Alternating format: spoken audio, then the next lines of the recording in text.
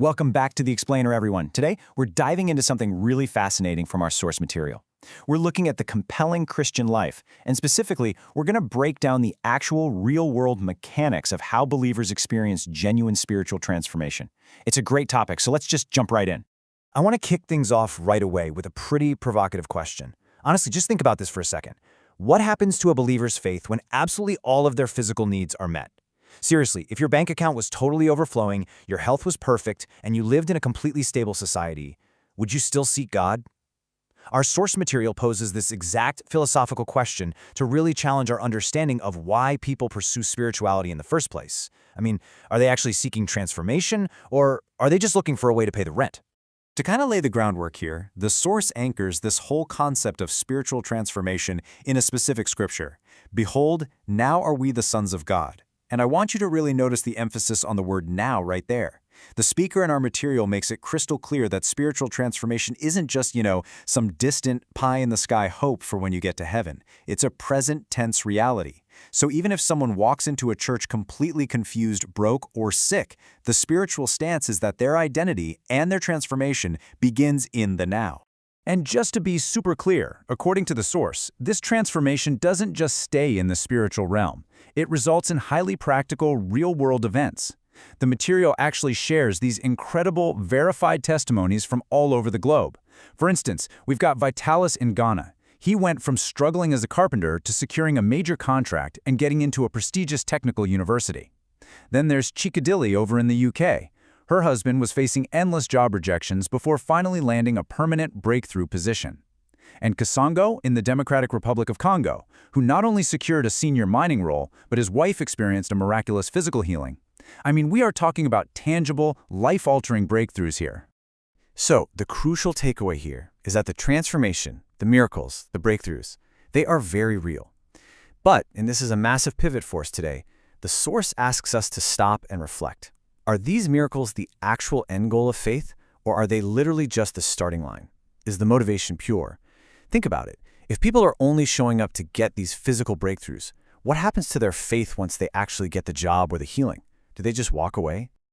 To really grasp the scale of this issue, the source brings up a statistic that is honestly pretty startling. Despite all these massive megachurches and huge global crusades you see, global Christianity is growing at a surprisingly slow rate. We're talking only 2.3% to 2.8% annually. When you put that into perspective against a global population of over 8 billion people, it really forces you to ask, why isn't it spreading faster? What is the current model of faith completely failing to address on a global scale? Well, this brilliantly highlights the core problem of motivation. The source analyzes some global trends and points out a pretty sharp juxtaposition. In a lot of Western, developed nations where the economy and healthcare are, relatively stable, faith is actually seeing a steady decline. Meanwhile, in regions like Africa, faith is growing like wildfire. But the source makes this really bold, impartial observation. A lot of that rapid growth might actually be driven by systemic failure. Think about it. If you literally cannot afford a $10,000 surgery, it makes total economic sense to go seek a miracle at a church for free, right? But the danger there is that their faith becomes anchored in economic need and just basic survival, rather than a deep, genuine conviction. Which leads us directly to this heavy, almost uncomfortable rhetorical question. If the political systems improve, if the economy completely stabilizes, if society functions perfectly, are people still going to need the church? The source gives a pretty stark warning here. If a population's faith is purely acting as a survival tool against a broken system, well, the moment you fix that system, the faith gets abandoned. And we've seen this historically, right? Comfort very often leads to a steep decline in spiritual pursuit. So what's the fix? How does a believer experience true, lasting spiritual transformation that actually survives prosperity? Well, the source argues that believers have to transition away from that survival-based faith and move toward what they call a compelling Christian life. Now, to be compelling literally means to be forceful, commanding attention, alluring, and completely worthy of admiration. A truly compelling life doesn't have to beg people to pay attention to it, it just naturally commands the world's focus because of its undeniable quality. To actually build this compelling life, the source lays out a very specific, structured framework. It's essentially built on 4 major pillars that are required to reach this ultimate level of spiritual maturity. Those pillars are conviction, character, resourcefulness, and economic strength. So let's break down each of these 4 pillars right now and see exactly how they construct a life that commands global attention. All right, pillar number 1 is the strength of conviction. The source heavily emphasizes that believers need to have a deep, unshakable persuasion about their foundational doctrines. It absolutely cannot just be blind loyalty. You can't just say, well, my pastor said so, so I guess I believe it. In today's world, where literally every belief is constantly challenged by science, philosophy, and basic intelligence, your transformation relies on knowing exactly why you believe what you believe. If your foundation is shaky, your life is never going to look compelling to someone watching from the outside. Moving on to pillar 2, character.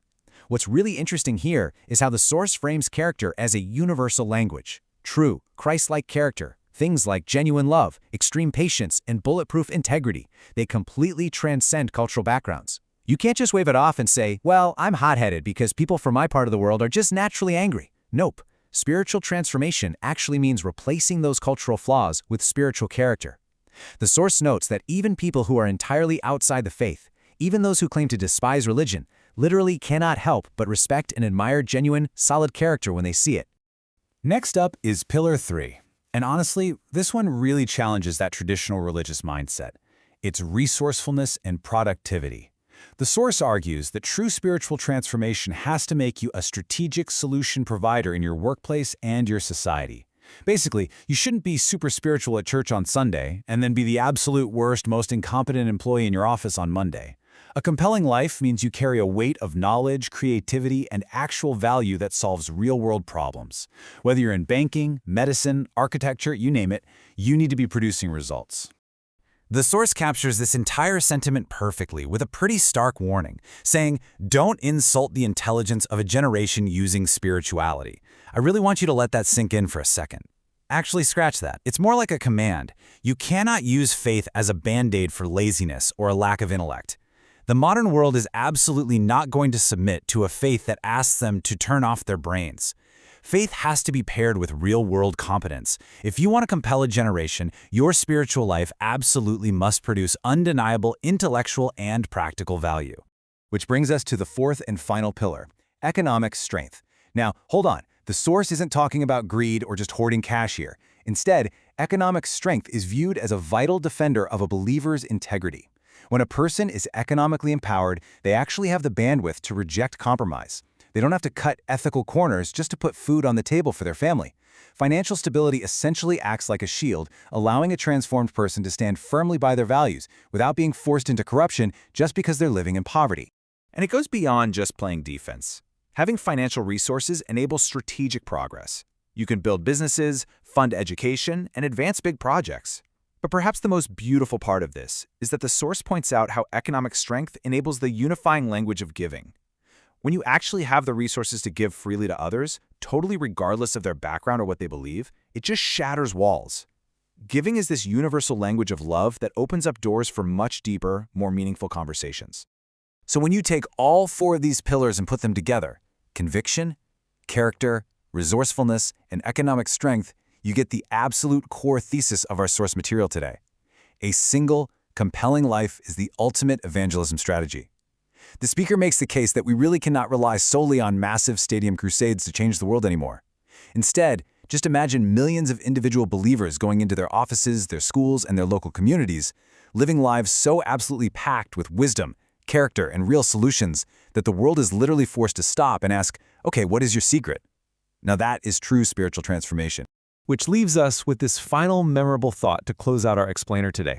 Is your faith merely a survival tool, or is it a compelling light to the nations?